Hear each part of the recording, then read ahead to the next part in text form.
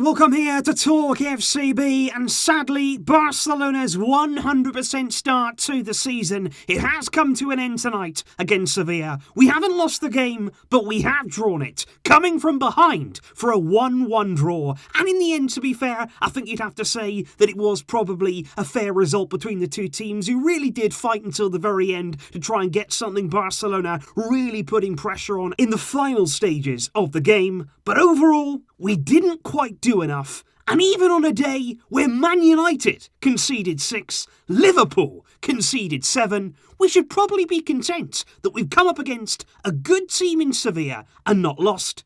But at the same time, we wanted that 100% start. We wanted that third successive win. What didn't go quite right tonight? It's all discussed right here today. Let's get to it. Because in terms of the starting lineup, there were pretty much no surprises by way of Ronald Koeman. It was again a pretty much unchanged team from the team that beat Celta Vigo on Thursday evening, apart from the one enforced change, of course, with Clement Lenglet suspended and Ronald Araujo coming in his place. And I thought Araujo played really, really well in this game, to be fair. But I have to say from Barcelona today, we spoke in the preview about the way we started games on the front foot there with early goals, which has really helped us in our games against Villarreal and then against Celta Vigo. But I just felt as though tonight we didn't start with that same intensity and we didn't start really with that same confidence. And I say that because very early on in the game you saw a lot of long balls from Barcelona. We were going back there to Neto. We weren't playing out the back. We weren't trying to beat Sevilla's high press. And in the end we kept giving the ball away, and that gave Sevilla some early confidence in the game, and it didn't take them long to actually take the lead. And already then we were quaking. We were getting quite worried about the way that Barcelona started this game. Sevilla's goal there came down the left-hand side. It was actually a matchup that was a mismatch, really. It was Suso coming up against Ansu Fati in a 1-versus-1 situation. We shouldn't have left Ansu out there all on his own. That was poor defending there from Barcelona. Suso gets past him, puts a really good ball into the box, into the danger area, and it's a bit of a scruffy moment there. The ball is bouncing. We don't quite get it clear. Luke de Jong, the poacher that he is, he's in the right place at the right time. It's a really, really good finish on the half volley. Neto hasn't really got any chance, even though the ball does fly past him quite close to Neto's body. And at that moment, like I say, we were worried because we'd gone a goal down. We didn't really know how this team would respond going goal down. We haven't seen that so far under Ronald Koeman. But I do have to say, I was really impressed with the way we did respond, because Barcelona there didn't tip their heads. They didn't collapse. They didn't start getting even more nervous. If anything, we were spurred on in a very similar way to what we saw in the second half against Celta Vigo, and we hit back very, very quickly, which is really important for this game. Just 2 minutes later, it was Messi there at the heart of it,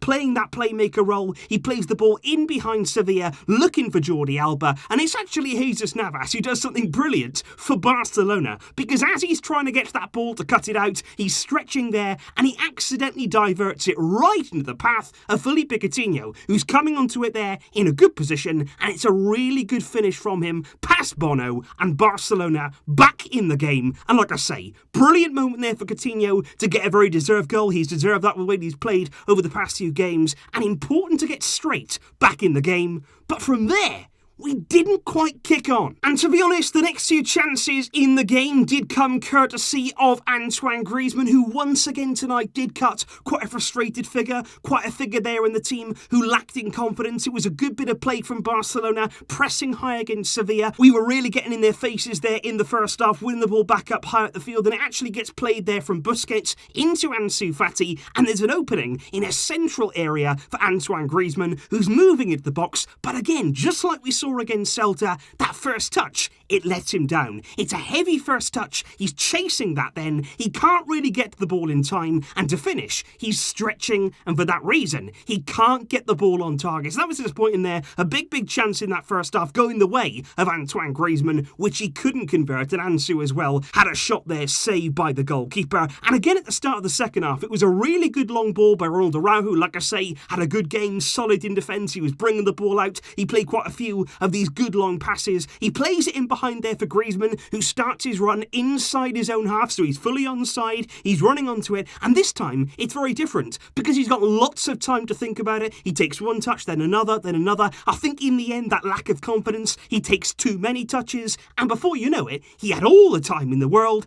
and then no time, because Griezmann there doesn't feel confident enough to take one step in, and bang! He's not really getting those shots away right now. He's not really doing things by instinct. He's sort of overthinking everything, and when you do that as a striker, you do tend to take all of that time away from yourself, and sadly again, didn't happen for him, and it didn't take long before Ronald Koeman elected there to make a change. Griezmann going off on the hour mark, Francisco Trincao coming on, and this here was the team that finished the game for Barcelona. Trincao on for Griezmann, it was Pedri there who came on for Ansu Fati. I was surprised that Ansu came off, I really was. I know that today he maybe wasn't as effective as we've seen him there against Villarreal and Celta, but at the same time, you do feel as though with a lack of a 9, with a lack of goal scorers out there, you'd probably leave Ansu out there to try and get yourself a goal. Then on 75 minutes, it was Coutinho who went off. Again, that was a surprise to me. Another goal scorer, another player who could have got us that winning goal went off. Pjanic came on, and Alba went off late with an injury, with Serginho Dest making his Barça debut,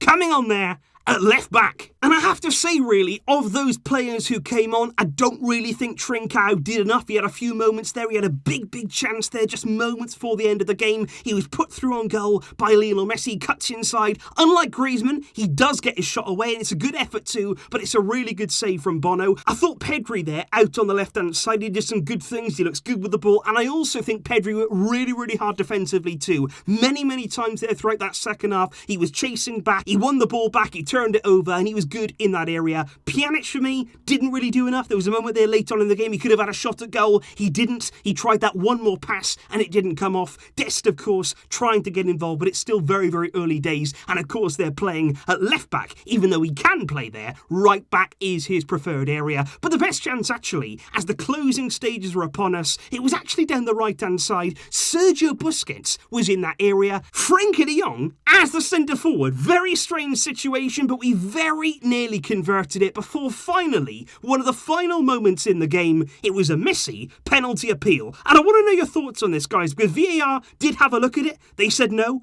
penalty at all. Barcelona fans and football fans in general are quite divided on whether or not this was a penalty. What do you think? Because Messi here, advancing into the area, moving at pace, if he gets past Diego Carlos, he's got a clear shot on goal. And I think, to be honest, as he moves past him there is contact. There's clear contact there onto the foot of Messi, that if he goes down, if he really makes a meal of it, which of course Messi doesn't do, I think maybe there you're looking at a penalty kick. Like I say, they looked at that, but they did not give it. I mean, of course they didn't. But in the end, Barça and Sevilla played out a 1-1 draw. Like I say, 100% record. It is over now. We've got the same number of points after 3 games as Real Madrid, with the Clásico coming at the end of this month. And I just want to know, guys, obviously we are going to talk much more about this game, about the start under Ronald Koeman at Barcelona over the coming international break. We're going to have plenty of time here to dissect and analyse what we've seen in this game. But what did you make of it out there today? What was your feeling after that performance, after that result? Are you content? Are you angry about that? Are you just a bit disappointed with the way that it's played out? Let me know all your thoughts in the comments down below and what you felt we needed to do better in this game.